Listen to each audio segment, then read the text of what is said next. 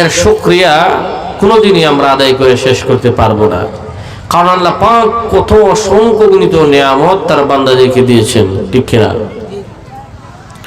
এই জমিন আল্লাহ পাক দিয়েছেন আমাদের ফায়দার জন্য। এই জমিন থেকে আমরা ধান উৎপন্ন করি, বিভিন্ন ধরনের শাক সবজি উৎপন্ন করি, বিভিন্ন ধরনের ফল ফ্রুট উৎপন্ন করি, তৈরি করি। কথা কোন ঠিক কিনা? এটি আল্লাহ পাকের নিয়ামত না? আল্লাহ পাকের নিয়ামত। এই পৃথিবীর মুখে আল্লাহ রাব্বুল আলামিন 18,000 নয় মতান্তরে 40,000 আরো যত বেশি আছে মাখলুকাত সৃষ্টি করেছেন। সমস্ত মাখলুকাতের মধ্যে আল্লাহ মানুষকে উত্তম বানাইছেন। সুবহানাল্লাহ। এখানে শেষ নয়, মানুষকে উত্তম বানানোর পরে এই পৃথিবীর মধ্যে যত আরো মাখলুক রয়েছে সমস্ত মাখলুককে আল্লাহ মানুষের ফায়দার জন্য সৃষ্টি করেছেন। সুবহানাল্লাহ। এখানেও শেষ নয়, মানুষের ফায়দার জন্য আল্লাহ পাক আরো মাখলুক সৃষ্টি করেছেন। এই মাখলুকগুলো থেকে মানুষ ফায়দা নেয়। যেমন জমিন আল্লাহ পাক দান করেছেন, জমিন থেকে মানুষ ফায়দা নেয়। কি ফায়দা নেয়? তারা জমিন থেকে অগ্রহণে ধান ফসল করে, বিভিন্ন ধরনের শাক সবজি উৎপন্ন করে। এখানে শেষ নয়, এই জমিনের উপরে আল্লাহ রাব্বুল আলামিন কত ধরনের ফল ফ্রুটের গাছ দিয়েছেন, যে গাছগুলো থেকে মানুষ ফল ফ্রুট ভক্ষণ করে, বিভিন্ন ধরনের ফল তারা তৈরি করে, বিভিন্ন ধরনের বাগান তৈরি করে। ওই বাগানের মধ্যে ফল হয় কি হয় না? আল্লাহ পাক রব্বুল আলামিন আরো মাখলুক দিয়েছেন, গাভী দিয়েছেন, যে গাভী দ্বারা আমরা দুধ দহন করে আমরা দুধ খাই। এটা আল্লাহ পাকের বড় একটা নিয়ামত। এখানে শেষ নয়, যত মাখলুক রয়েছে সমস্ত মাখলুক মানুষের ফায়দার জন্য বানাইছেন। গাছ আল্লাহ পাক সৃষ্টি করেছেন, এই গাছ বিক্রি করে আমরা টাকা পাই, আমরা ফ্যামিলিতে খরচ করি। এই গাছ কাটিয়া মেশিন এনে সিরাইয়া খাট তৈরি করে, এক খাট বানাই আমরা বসি, আর এক খাট বানাই আমরা শয়ন করি। তাহলে দেখেন আল্লাহ পাক রব্বুল আলামিন এই পৃথিবীর মধ্যে যত মাখলুক সৃষ্টি করেছেন, যত আসবাবপত্র সৃষ্টি করেছেন, গাছপালা তরুণতা সবকিছু মানুষের ফায়দার জন্য সৃষ্টি করেছেন। এরপরও মানুষ বড় নিমুখ খারাপ, মানুষ তার রবের শুকরিয়া আদায় করে না, ঠিক কিনা? এরপরও মানুষ তার রবের শুকরিয়া আদায় করে না। এই জন্যই আল্লাহ রাব্বুল আলামিন বলে দিয়েছেন, ইন্না আযাবি লাশাদীদ। মানব জাতির আমার এই সমস্ত নিয়ামত পাওয়ার পরে যখন তোমরা নাশুকরি করো, নাশুকরি করো, তখন তোমাদের জন্যই আমি কঠিন শাস্তির ব্যবস্থা রেখে দিয়েছি। আর যারা আমার এই সমস্ত নিয়ামত পাওয়ার পরে শুকর আদায় করে, আমি আল্লাহ তাদেরকে আরো নিয়ামত সমূহ বাড়ায় দেয়। সুবহানাল্লাহ। আরো নিয়ামত বাড়ায় দেয়। আর যারা নাশুকরি করে, নাশুকরি করে, আল্লাহ পাক তাদের থেকে নিয়ামত গুলা ছিনায় নেয় এবং কঠিন শাস্তিও তাদেরকে প্রদান করে। লক্ষ্য করে দেখুন, আল্লাহ রাব্বুল আলামিন মানুষকে অসংখ্য গণিত নিয়ামত দিয়েছেন। আল্লাহ পাক কোরআনের এক আয়াতের ভিতরে বলতেছেন, আলাম নাজআল লাহু আইনাইন ওয়া লিসানান ওয়া শাফাতাইন। মানব জাতিরে গাছ দিয়েছি, তরুণতা দিয়েছি, বৃক্ষ দিয়েছি, সাগরের পানি দিয়েছি, নলকূপের পানি দিয়েছি, গাভী দিয়েছি, যা কিছু দিয়েছি। এখানেই শেষ নয়, তোমরা দেখো, আলাম নাজআল লাহু আইনাইন, আমি কি তোমাদেরকে 14টি চক্ষু দান করি নাই? রে দুনিয়ার মানুষ, তোমরা তোমাদের নফসের দিকে তাকাও, তোমাদের বডির দিকে তাকাও, তাহলে দেখতে পারবে আমি আল্লাহ তোমাদেরকে দুটি চক্ষু দিয়েছি। আল্লাহ পাক আয়াতের ভিতরে বলতেছেন ওয়া ফি আনফুসিকুম আফালা তুবসিরুন। আরে দুনিয়া মানব জাতি, তোমরা তোমাদের বডির দিকে তাকাও, তোমাদের নফসের দিকে তাকাও, তাহলে দেখতে পারবে আমি মহান আল্লাহ আমার অসংখ্য গণিত নিয়ামতের মধ্য থেকে দুটি চক্ষু দান করেছি। কোন সুবহানাল্লাহ। মানব জাতির দুটি চক্ষু এত বড় দামি নিয়ামত, যদি একটি চক্ষু না থাকে তাহলে বুঝতে পারে সে চোখের কত দাম। যার দুটি চক্ষুই নাই সে বুঝতে পারে চোখের কত দাম। বা কারো একটি চক্ষু দুনিয়াতে কোনো দুর্ঘটনার কারণে চলে গিয়েছে, সে বুঝতে পারে চোখের কত দাম। এখানে শেষ নয়, আল্লাহ পাক কেমন চক্ষু দিয়েছেন যে চক্ষু দ্বারা তাকানোর পরে চোখের দৃষ্টি যতটুকু দূর গিয়ে পৌঁছে ততটুকুই দেখা যায়। সুবহানাল্লাহ। এখানে শেষ নয়, পাশাপাশি আয়াতের ভিতরে আমার আল্লাহ ডাক দেয়া বলেন ওয়ালিসানা ওয়া শাফাতাইন। মানব জাতিরে দুটি চক্ষু দিয়েছে, এখানে শেষ নয়, শাফাতাইন ওয়ালিসান, তোমাদেরকে জবান দান করেছি, দুইটা ঠোঁট তোমাদেরকে দান করেছি। মানব জাতিরে তোমরা একটা ঘর বানাইলা, এই ঘর বানানোর পরে যদি ঘরের মধ্যে যদি তোমরা ছানি না দাও অথবা খাট না লাগাও, এই ঘরের ভিতরে যদি তোমরা যদি কাঠ পালং সোফা নিয়ে যদি ভিতরে প্রবেশ না করাও, এই ঘরটাও সৌন্দর্য থেকে যায়, ঠিক কিনা?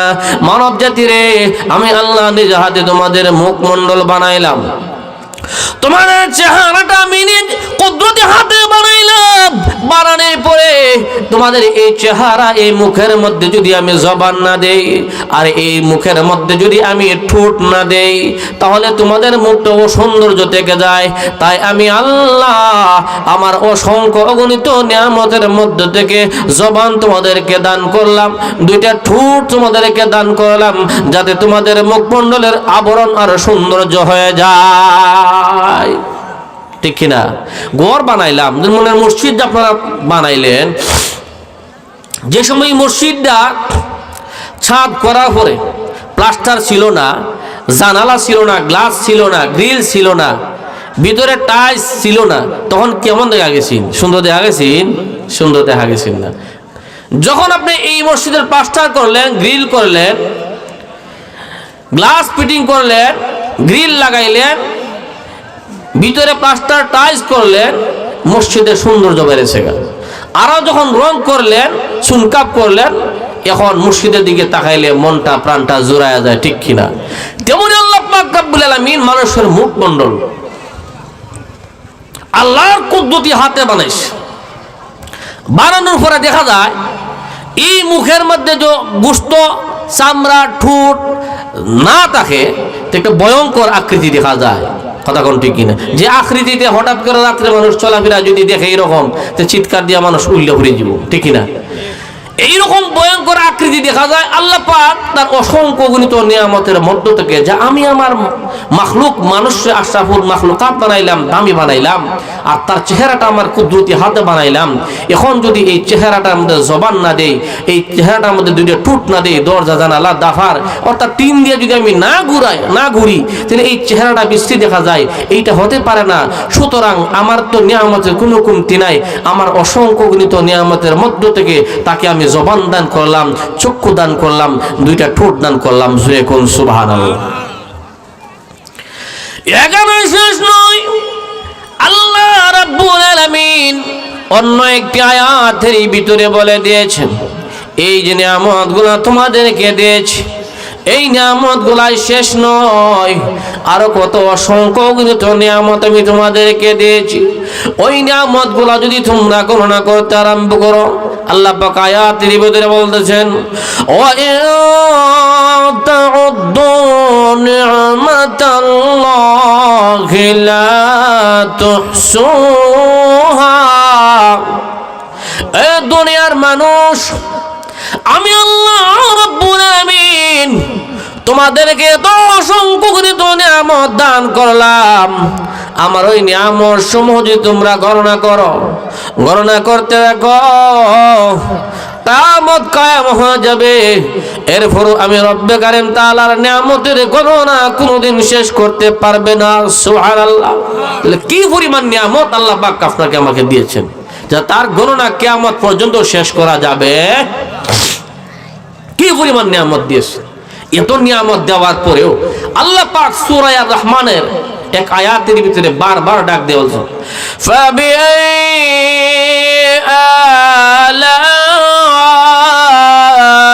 রাব্বিকুমা তুকাযিবান।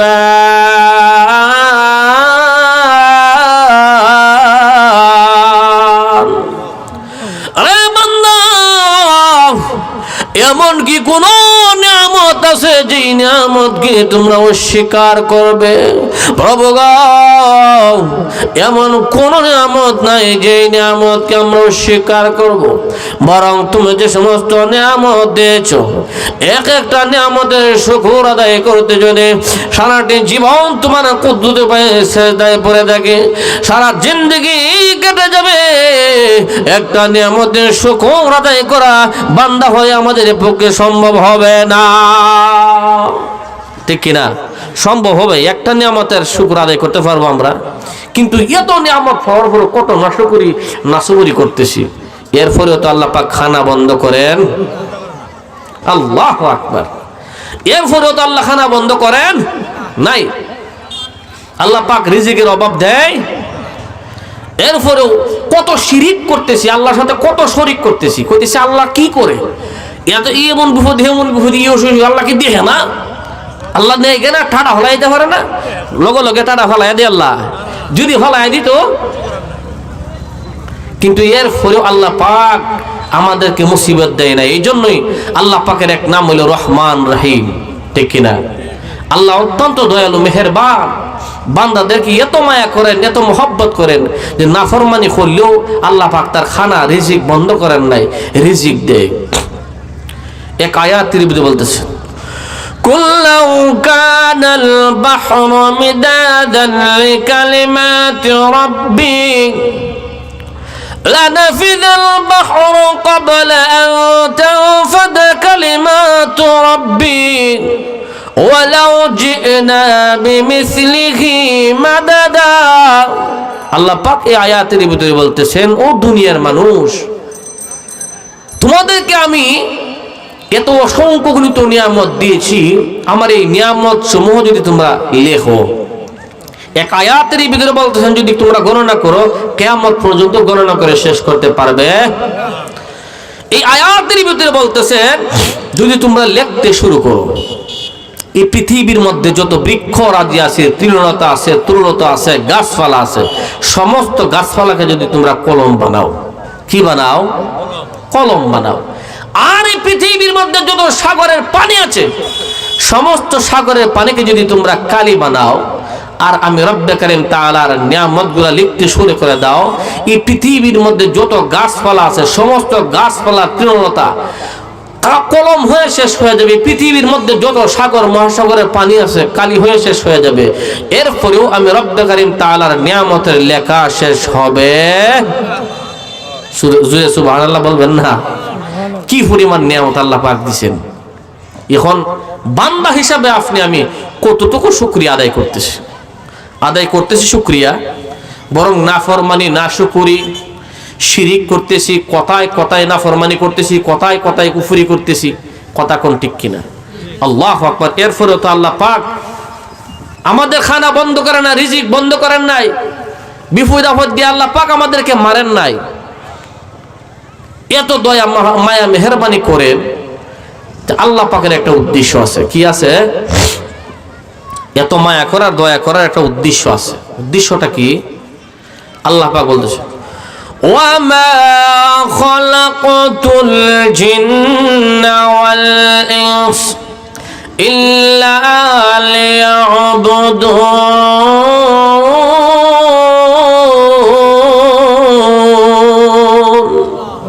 আল্লাহ পাক বলতেছেন যে আমি তোমাদেরকে পৃথিবীর মধ্যে পাঠাইছি আমার গোলামি করার জন্য, আমার প্রশংসা করার জন্য, আমার গুণকীর্তন করার জন্য। জোরে কোন ঠিক কিনা? এখন কতজন আছি আমরা নামাজ পড়ি? কতজন আছি আমরা নামাজ পড়ি? কতজন আছি আমরা হালাল খাই? শতকরা 75% লোক 5 ওয়াক্ত নামাজ পড়ে না। শতকরা 92, 95%, 99% লোক শুক্রবারে নামাজে যায়। এরপরে 100% যায় না। অনেকের বাড়ির কাজের ঝামেলা, বিভিন্ন ঝামেলায় দুনিয়ায় তাকে এমন ভাবে আঁকড়ে ধরেছে যে শুক্রবারে নামাজটা পড়তে পারে। এমনও আছে দুনিয়া তাকে এমন ভাবে আঁকড়ে ধরেছে যে ঈদের নামাজও পড়তে পারে না। আমরা তো নামাজ পড়াই, আমরা জানি এলাকার মানুষের খবর, কেলা আসে কেলা না আসে। তাহলে দেখেন তো এই দুনিয়াটা কিভাবে আপনারা আমার গ্রাস করছে। আসলে কি এই দুনিয়াটা সত্য না মিথ্যা? মিথ্যা। এই দুনিয়ার স্বপ্ন একটা মিথ্যা স্বপ্ন, এটা সত্য না। এটা এমন একটা জিন্দেগি যেটা শুরু আছে শেষ আছে, কিন্তু মরার পরে যে জিন্দেগিটা, এটা শুরু আছে কোনো শেষ নাই। কিন্তু আমরা এই অল্প দিনের এই জিন্দেগির জন্য কত তাল বাহানা, কত স্বপ্ন, কত কিছু। अल्लाह अकबर। कोई बोलते जिंदगी क्या मुख्तसर एक ख्वाब है, मौत क्या उस ख्वाब की ताबीर है। जिंदगी क्या मुख्तसर एक ख्वाब है, मौत क्या उस ख्वाब की ताबीर है। দুনিয়াবাসী, এই জিন্দেগিটা হলো সংক্ষিপ্ত একটা স্বপ্ন। মানুষ যেভাবে ঘুমাইলে স্বপ্ন দেখে, লন্ডন চলে যাচ্ছে, আমেরিকা চলে যাচ্ছে, টাকা পয়সা কামাই করছে, বাড়ি করছে, গাড়ি করছে, এই রকম স্বপ্ন দেখে যেই মাত্র ঘুম থেকে সজাগ হয়ে যায় তার স্বপ্ন শেষ। আর লন্ডন আমেরিকাও নাই, গাড়ি বাড়িও নাই, দেখে যে বাঙ্গা করে ঘুমায় আছেন ফারাখাতার তলে, এই ফারাখাতায়, ঠিক কিনা? ও দুনিয়ার মানুষ, এই দুনিয়াটা হলো একটা সংক্ষিপ্ত স্বপ্ন। যেই দিন মালাকুল মউত আজরাইল আসবে, তোমার জান কবজ করে নিয়ে যাবে, এই দেহ থেকে প্রাণ পাখিটা বের হয়ে যাবে, দেখবা এই দুনিয়াটার মধ্যে কিছুই নাই, তোমার সাথে কিছুই নাই। আমল সে জিন্দগি बनती है, জান্নাত বিহি জাহান্নাম বিহি है। দুনিয়ার মানুষ, আমল দ্বারা তোমার জিন্দেগিকে সাজাও। এই আমলেই হবে তোমার আসল ঠিকানা, এই আমলেই হবে তোমার শেষ আমল, শেষ সম্পদ। তুমি যদি এই জিন্দেগিতে ভালো আমল করে যাইতে পারো, তাহলে এটাই হবে তোমার ভালো ফসল, এটাই হবে তোমার আখিরাতের সরসামান। আল্লাহর হাবিব বলতেন, আর দুনিয়া উজিফা ওয়া আশিকুহা কালাব। এই দুনিয়াটা হলো একটা মৃত জন্তুর মতো। দুনিয়ার মানুষেরা রে, এই দুনিয়ার পিছনে যারা ঘুরাইলা, যারা সময় নষ্ট করলা, তারা শিয়াল কুকুরের মতো মুর্দা জানোয়ারের পিছনে জিন্দেগি কাটাইলা, ঠিক কিনা? শিয়াল কুকুর যেইভাবে মৃত জানোয়ারের পিছনে সময় কাটায়, মৃত জানোয়ারের পিছনে ঘুরে, এই মৃত জানোয়ারের দিকে এই দুনিয়াটাকে আল্লাহর হাবিব ইশারা করে দিয়েছেন, ইঙ্গিত করে দিয়েছেন। আর দুনিয়া উজিফা ও আশিকুহা কালাব। এই দুনিয়াটা হলো একটা পচা গান্দা লাশের মতো, আর পচা গান্দা লাশ মৃত জন্তুর পিছনে শিয়াল কুকুর ঘুরায়। সুতরাং তুমি মানুষ হয়ে যদি এই দুনিয়ার পিছনে ঘোরাও, তাহলে শিয়াল কুকুরের মতো তুমি মৃত জন্তুর পিছনে ঘোরাইলা, ঠিক কিনা? আখিরাতে তুমি কিছুই পাইতা না। আল্লাহর হাবিব অন্য হাদিসের ভিতরে বলে দিয়েছেন, আর দুনিয়া ও মাজরাতুল আখিরাত। এই দুনিয়াটা হলো মানুষের জন্য আখিরাতের ক্ষেত। আর যদি তুমি এই দুনিয়াটার মধ্যে থেকে আখিরাতের পুঁজি কামাই করো, আখিরাতের সঞ্চয় করো, আল্লাহর হুকুম মোতাবেক চলো, নবীজির তরিকা অনুযায়ী চলো, তাহলে দেখবে আখিরাতে তোমার শান্তির কোনো শেষ নাই। তোমার দুনিয়াতেও শান্তি পাইবা, পরকালেও শান্তি পাইবা। আর যদি এই দুনিয়ার পিছনে ঘোরাও, তাহলে দুনিয়া তোমাকে কিঞ্চিত পরিমাণ দেওয়া হবে, আখিরাতে তুমি কিছুই পাইবা না। কথা কোন ঠিক কিনা? আখিরাতে তুমি কিছুই পাইবা না। এই জন্যই এই দুনিয়াটা হলো আখিরাতের ক্ষেত। যেমন অগ্রহায়ণী ফসল করে আমরা বৈশাখ মাস পর্যন্ত খাই, ঠিক কিনা? আবার বৈশাখী করে সামনের অগ্রহায়ণের সিজন আসার আগ পর্যন্ত খাই। ঠিক তদরূপ এই দুনিয়াতে থেকে আমরা আখিরাতের ফসল কামাই করতাম, ভালো আমল করতাম, নেক আমল করতাম, যা মৃত্যুর পরে আমাদের কাজে লাগতো, ঠিক কিনা? আর মৃত্যু, মানুষ তো মনে করে যে মরলাম তো শেষ, না, মরার পরে এত সহজ না। যার যত বেশি দুনিয়া কামায় তার তত বেশি কঠিন হিসাব, ঠিক কিনা?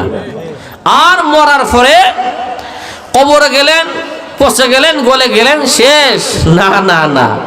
আল্লাহু আকবার, আল্লাহু আকবার। এই কবরে দেখার পরে মুনকার নেকির ফেরেশতা আসবে। আপনি দুনিয়াতে থাকতে কি কি কাজ করছেন এর জবাব দিতে হবে, ঠিক কিনা? আর আপনি দুনিয়াতে থাকতে কতটুকু ভালো কাজ করছেন, কতটুকু বুরা কাজ করছেন, আপনার কাঁধের মধ্যে দুইজন ফেরেশতা আছে, হেরাই এটা লিখে রাখছে, ঠিক কিনা? যাদেরকে বলা হয় কিরামান কাতিবিন। আল্লাহ পাক আয়াতের ভিতরে বলতেছে কিরামান কাতিবিন।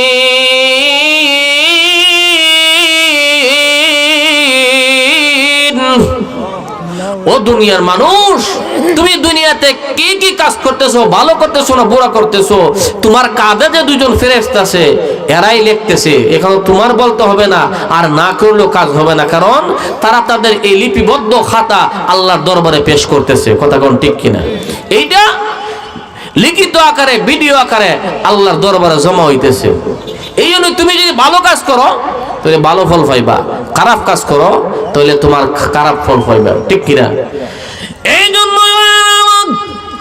এই দুনিয়াটা হলো আমাদের জন্য আখিরাতের সঞ্চয়ের জায়গা, আখিরাতের ক্ষেত হলো এই দুনিয়াটা। এই দুনিয়াতে থেকে আমরা আখিরাতের পুঁজি তালাশ করতাম, নামাজ পড়তাম, রোজা রাখতাম, মালদার হইলে মালের যাকাত দিতাম, হজ করতাম, গরিব মিসকিনদেরকে দান করতাম, মসজিদ মাদ্রাসা দান করতাম, ঠিক কিনা? আর যদি দুনিয়াতে থেকে দুনিয়া কামাই করে যদি দুনিয়ার অট্টালিকা অর্জন করে আমি পৃথিবী থেকে চলে যাই, কিয়ামতের দিন আমাকে কিছুই দেওয়া হবে না, আমার দুইটা হাত খালি হয়ে যাবে, আমল বলতে কিছুই থাকবে না। এই দুনিয়াতে থাকতে কোরআন পড়লাম না, হাদিস পড়লাম না, আল্লাহ হুকুম মানলাম না, নবীর তরিকা মানলাম না। কবরের জগতে যাওয়ার পরে যখন মুনকার নাকির ফেরেশতা এসে জিজ্ঞাসা করবে মার রব্বুকা, তোমার রবকে, তখন দাঁত দুধ ভেঙে যাবে, ঠিক কিনা? অনেকে তো আরবি পড়ছেই না, পড়ছে। দুনিয়ার কোরআনের ভাষা হলো আরবি, আখিরাতের ভাষা থাকবে আরবি, কবরের ভাষা আরবি, ফুলসিরাতের ভাষা আরবি, মিজানের ভাষা আরবি, জান্নাতের ভাষাও আরবি, জাহান্নামের ভাষাও আরবি, ঠিক কিনা? সুতরাং আমরা তো আরবিকে অবহেলা করি, তখন বাংলা ইংলিশ এগুলো কোনো কাজে আসতো না। যা জিজ্ঞাসা করা হবে আরবিতে জিজ্ঞাসা করা হবে, জিজ্ঞাসা করা হবে কবরে কালোর উপর ফেরেশতারা চলে আসবে, জিজ্ঞাসা করা হবে মার রব্বুকা, তোমার রবকে। সে বলবে লা আদরি, আমি কিছুই জানি না, কারণ দুনিয়াতে থাকতে আমি মসজিদ মাদ্রাসায় লেখাপড়া করি নাই, হাফেজ হই নাই, আলেম হই নাই, কারি হই নাই, আরবিতে পড়ি হই নাই, পশ্চিম বা ফিরে একদিনে নামাজও পড়ি নাই, তাহলে আমি কিভাবে জানবো? আর যাই বান্দা আল্লাহর কালাম কোরআন পড়েছে, হাফেজ হয়েছে, কারি হয়েছে, আপনারা যে সন্তানদেরকে মসজিদে মক্তবে পাঠাইছেন, মাদ্রাসায় লেখাপড়া করাইছেন, তারা বলবে মার রব্বুকা, সঙ্গে সঙ্গে বলবে রব্বি আল্লাহ, আমার রব হলেন আল্লাহ। জিজ্ঞাসা করা হবে মা দিনুকা, তোমার দিন কি ছিল? সে বলবে দিনী আল ইসলাম। জিজ্ঞাসা করা হবে মান নবিয়ুকা, তোমার নবীকে? সে বলবে নবিয়ুকা মুহাম্মাদুর সাল্লাল্লাহু আলাইহি ওয়াসাল্লাম। যখন তারা জানা রাখবে পড়ার ভোট বলে দিবে, ফেরেশতারা চলে যাবে, আর একদল ফেরেশতা আসবে, সর্বপ্রথম হিসাব হবে নামাজের, ঠিক কিনা? সর্বপ্রথম হিসাব হবে নামাজের। আল্লাহর হাবিব বলে দিয়েছেন আউয়ালু মা ইউহাসাবু বিহিল আবদু ইয়াউমাল কিয়ামাতি সালাহ। বান্দারে, কিয়ামতের দিন বান্দার সর্বপ্রথম নামাজের হিসাব হবে। নামাজের ফেরেশতারা চলে আসবে, হিসাব দাও, নামাজের হিসাব করবে, দেখবে তার নামাজ ঠিক নাই, বলবে তার বাকি জিন্দেগির আমলও ঠিক নাই। তার যখন নামাজ ঠিক নাই, তার অন্যান্য আমলও ঠিক নাই, আর হিসাব লাগতো না, বিনা হিসাবে জাহান্নামে লয়ে যাও, জাহান্নামে দুজকে লয়ে যাও।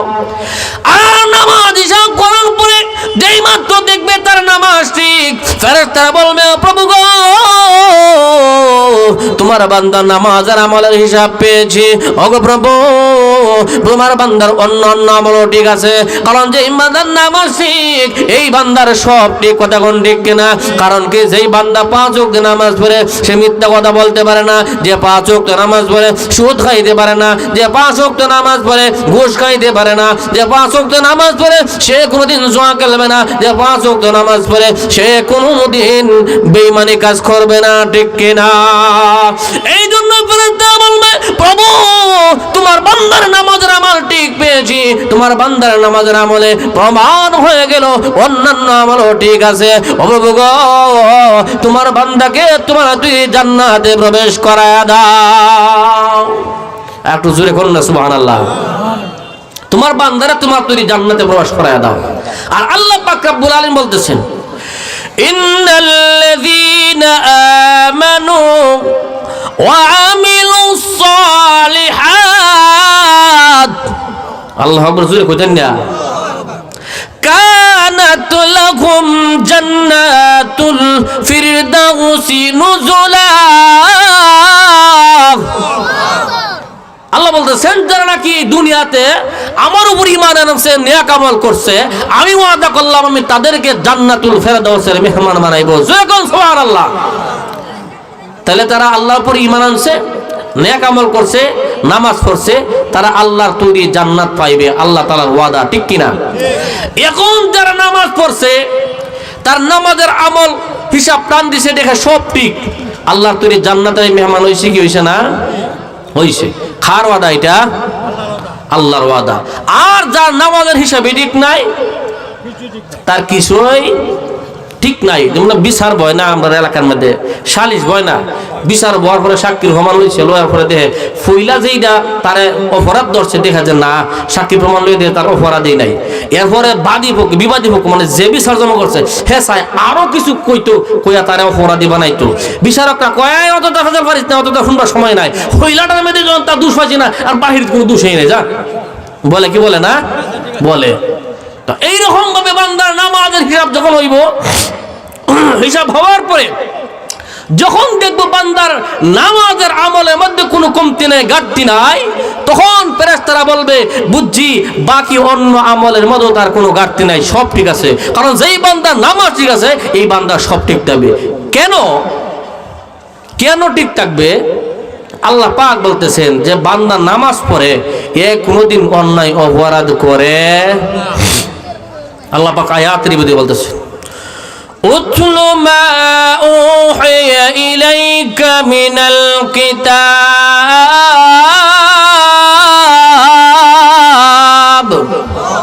একটু জোরে কোন আল্লাহু আকবার। ওখান কি আল্লাহর নাম জোরে নিলে ভয় আছে? ওর কি আওয়ামী সরকার আছে যে আয় পুলিশ পাঠাই দিব, মাহফিল বাঙ্গেলা লন্ডা বন্ড করে মাইক ফালাই দিয়ে বক্তারে গ্রেফতার করে তা আছে? এখন আছে? সেটা আপনারা ডরান কিতা লাগিয়া? ঠিক কিনা? এটা এই মাহফিলটা এখানে যা আলোচনা করা হবে সব কোরআন হাদিসের। হযরত উলামা একরাম কোরআন হাদিস থেকে আলোচনা করবেন, ঠিক কিনা? আল্লাহ এবং তার রাসূলের সব গুণগুরুত্ব সব প্রশংসা করবেন। তাহলে আল্লাহর নাম নিতে, রাসূলের নাম নিতে আমরা ডর কিসের? ঠিক কিনা? সারা বছর আমরা লই, একদিন একটু সময় যদি আমরা না নিতে পারি তা আমরা জবটা কিতা দিই আল্লাহর কাছে? এটা উসিলা তো খুঁজতে হইব, আল্লাহর কাছে মাফ হওয়া লাগে, ঠিক কিনা? أتل ما أوحي إليك من الكتاب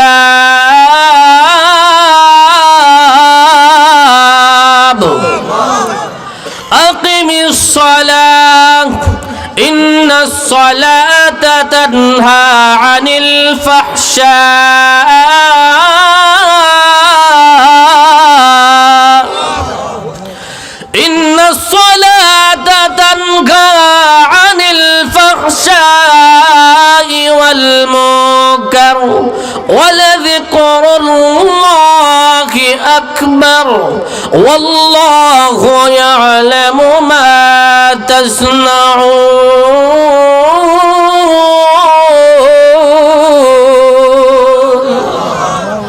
আল্লাহ রাব্বুল আলামিন এই আয়াতের ভিতরে বলতেছেন, উতলু মা উহিয়া ইলাইকা মিনাল কিতাব, হে নবী আপনার প্রতি যে কিতাব আমি অবতীর্ণ করেছি আপনি তা তেলাওয়াত করুন, পড়ুন। আকিমিস সালাত, নামাজ কায়েম করুন।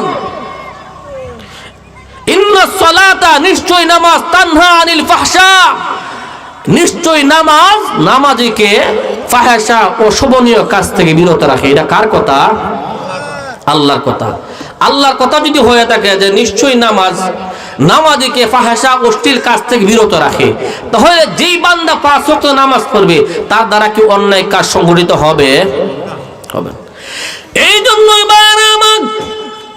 বান্দার যখন আমল নামার মধ্যে নামাজের হিসাব প্রথমে নেবে, নামাজের হিসাব নেওয়ার পরে যখন দেখবে এই বান্দার নামাজের আমল ঠিক আছে, নামাজ ঠিক আছে, এর মধ্যে কোনো ঘাটতি নাই, কোনো কমতি নাই, কোনো ভুল নাই, তখন ফেরেশতারা বলবে প্রভু গো তোমার বান্দার নামাজের হিসাব ঠিক, সুতরাং অন্যান্য হিসাবও তোমার বান্দা ঠিক আছে। সুবহানাল্লাহ। আল্লাহ রাব্বুল আলামিন ঘোষণা করবেন, এ ফেরেশতারা তোমরা সাক্ষী থাকো, আমার বান্দা যখন নামাজের হিসাব সঠিক হয়েছে আর তোমরা বলতেছো অন্যান্য আমলও সঠিক, তাহলে আমার বান্দার জিন্দেগির গুনাহ খাতা মাফ করে আমার তৈরি জান্নাত তার জন্য ওয়াজিব করে দিলাম। এই জন্যই বান্দার নামাজ সঠিকভাবে আদায় করতে হবে। যে নামাজ আমরা পড়িও এখন, আহা কত রঙের নামাজ, আল্লাহু আকবার আল্লাহু আকবার।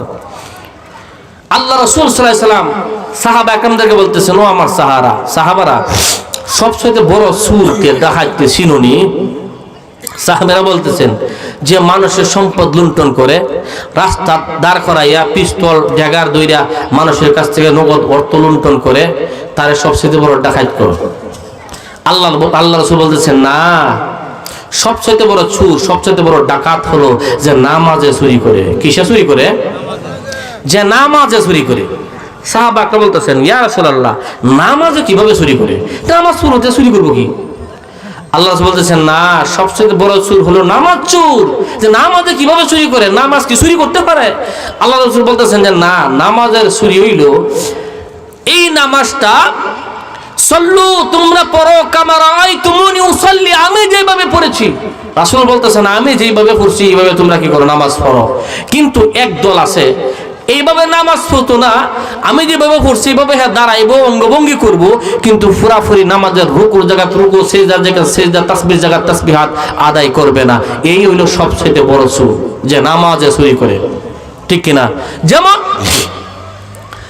সে নামাজে দাঁড়াইছে, দাঁড়ানোর পরে সূরা পড়তো, ধীরে ধীরে সূরা পড়তো, সে এমন গতিতে সূরা পড়ছে যে লাহনে খুফি হইছে, লাহনে জলি হইছে, এক হরফে ছিল অন্য হরফ হইছে, এক হরকতে ছিল অন্য হরকত হইছে। এইরকম যদি হয় লাহনে জলি, তাহলে তার নামাজ ফাঁসি বাতিল হয়ে যাবে। আর লাহনে খুফি যদি হয় তার নামাজটা মাকরুর সাথে আদায় হয়ে যাবে।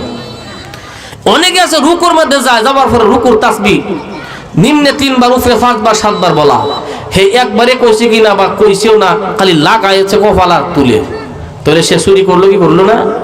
চুরি করলো। এই জন্য আল্লাহ বলতেছেন যে নামাজ চুরি হলো সবচেয়ে বড় চোর।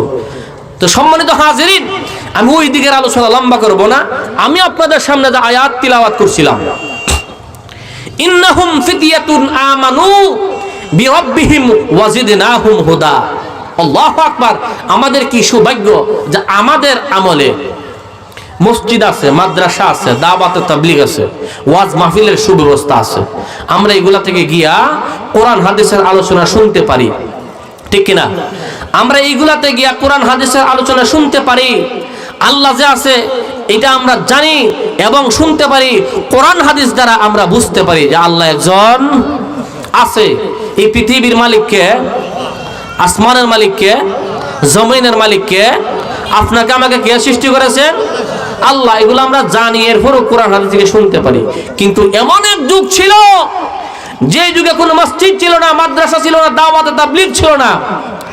সেই সময় আল্লাহ পাক রব্বুল আলামিন কিছু যুবকদের এমন জেহেন, এমন স্পিড, এমন মেধা দিয়েছিলেন, তারা তাদের মেধা দিয়ে, আকল দিয়ে, বুদ্ধি দিয়ে তারা বুঝতে পারছিল না আল্লাহ একজন আছে। আমরা বাদশার কাছে মাথা নত করব না, গ্রিক দেবী, গ্রিক মূর্তির পূজা করব না, দেব দেবীর আমরা খোদা মানব না। যদি খোদা মানতে হয়, আল্লাহ মানতে হয়, তাহলে আমাদের সৃষ্টিকর্তা, আসমান জমিনের মালিক, আসমান জমিনের সৃষ্টিকর্তা মহান আল্লাহকে আমরা খোদা মানব। জোরে কোন সুবহানাল্লাহ। তখনকার সময়ে আল্লাহকে চিনা কত বড় কঠিন ব্যাপার ছিল। ওই সময় যারা চিনতে পারছে আল্লাহ পাক তাদের কথা, তাদের নাম ইতিহাসের পাতায় স্বর্ণ করে লিখে দিয়েছেন। শুধু একালেই শেষ নয়, আল্লাহর কালামের মধ্যে তাদের ঘোষণা করে দিয়েছেন। কোন সুবহানাল্লাহ। আল্লাহ বলতেছেন, ইন্নাকুম ফিতয়াতুন আমানু ইন্নাকুম ফিতয়াতুন আমানু বিরাব্বিহিম ওয়া জিদনাহুম হুদা।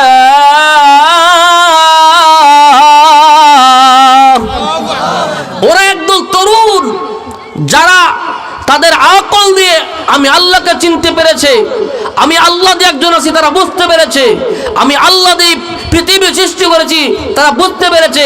যার কারণে তারা গ্রিক দেবীর কাছে মাথা নত করে নাই, বাদশার কাছে তারা মাথা নত করে নাই। জোরে কোন সুবহানাল্লাহ।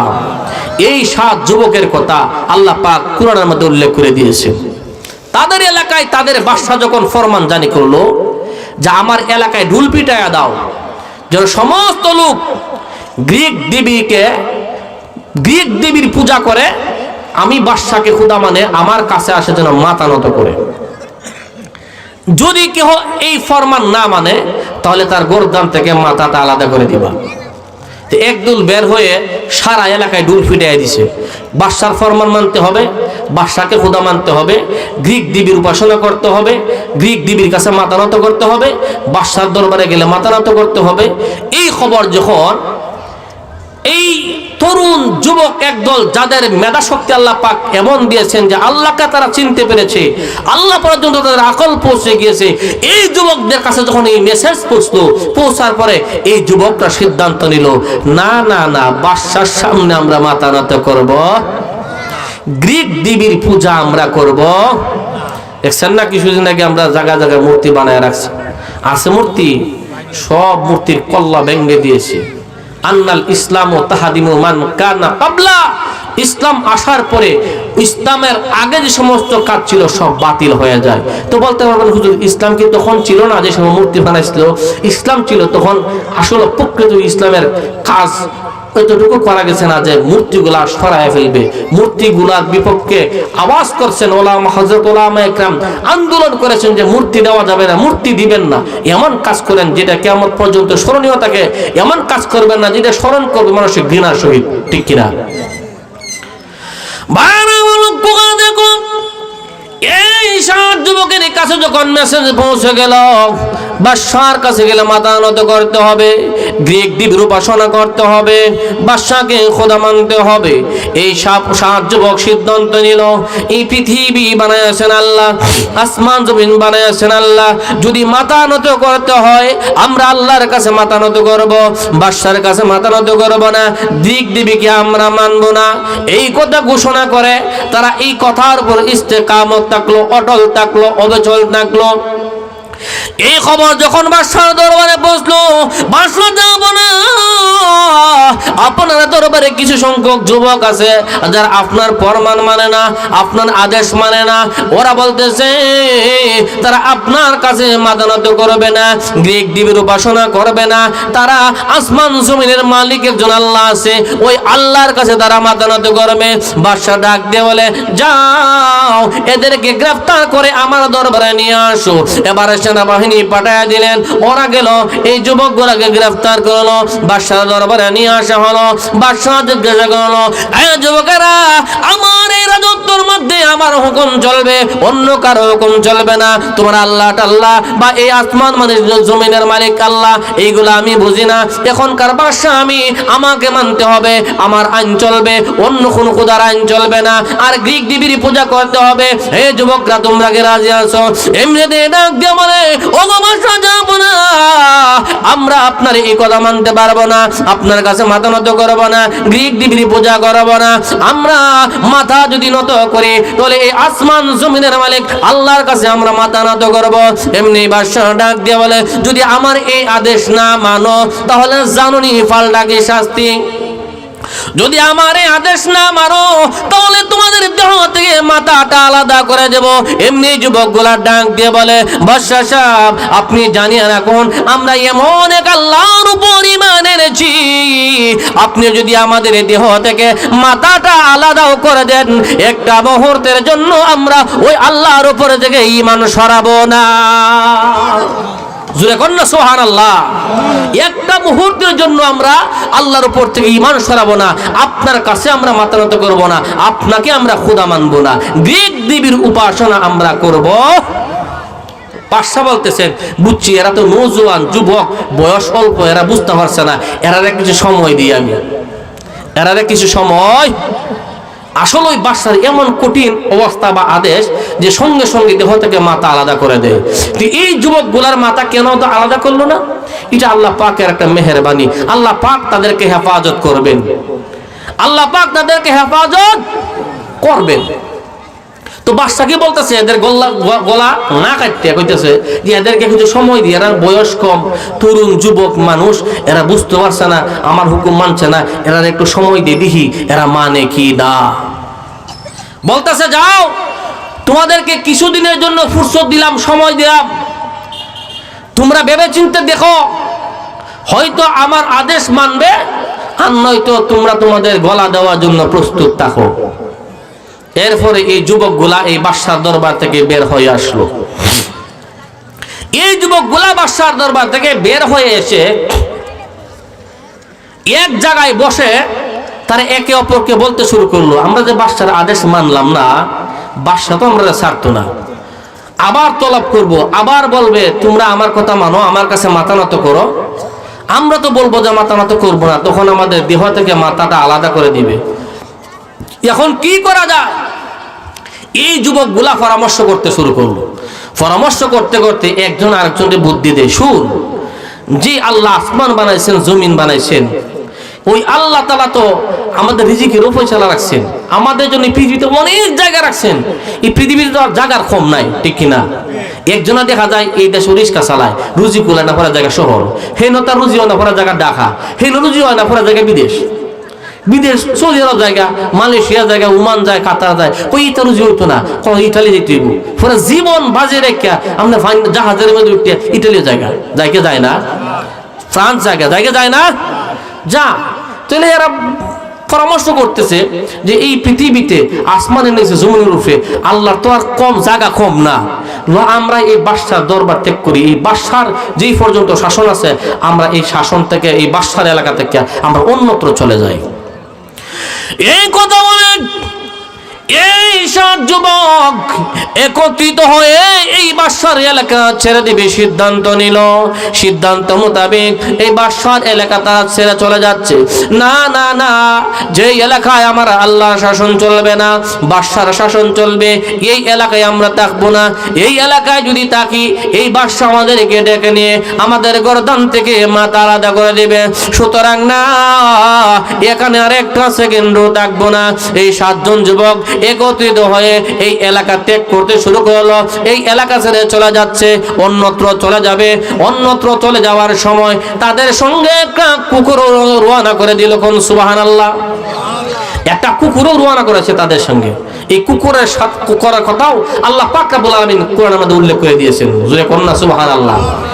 এই কুকুরের কথাটাও আল্লাহ পাক কোরআনের মধ্যে উল্লেখ করে দিয়েছেন যে কুকুরটার নাম হলো কিতমির। এই কুকুরটাও এই 7 যুবকের সাথে আল্লাহর তৈরি জান্নাতে প্রবেশ করবে। জোরে কোন সুবহানাল্লাহ। সম্মানিত হাজিরিন, আপনাদের যে দাওয়াতি মেহমান, বিশেষ অতিথি, আজকের মাহফিলের বিশেষ অতিথি হযরত মাওলানা বেলাল আহমদ বেলালি ভাই, উনি চলে আসছেন, আমার সদ্য বড় ভাই। উনি অনেক আগ থেকে মাহফিল করেন, অনেক মাহফিলে ওনার সাথে দেখা সাক্ষাৎ হয়। এমনিও উনি যে জায়গায় থাকেন যাতায়াতে দেখা সাক্ষাৎ হয়, আমরা এলাকার মাহফিলেও দেখা সাক্ষাৎ হয়। হযরত